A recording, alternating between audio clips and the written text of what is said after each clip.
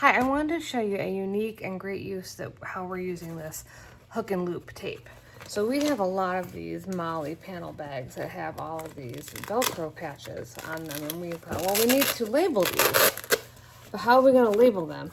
So I bought this loop tape. We're only using the male end, the part that sticks out that's all rough.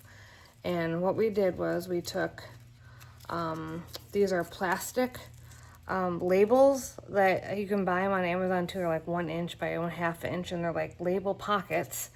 Then we printed the labels, put the labels inside the little label pocket, and then stuck the label pocket to the back, the sticky back of the male Velcro, and now it labels all of our MOLLE bag stuff, and we can take it off if we want to, and it's just been a great little, kind of like an invention, I guess. So if you need the hook and loop tape for something like this, I really recommend it. It's working out great for us.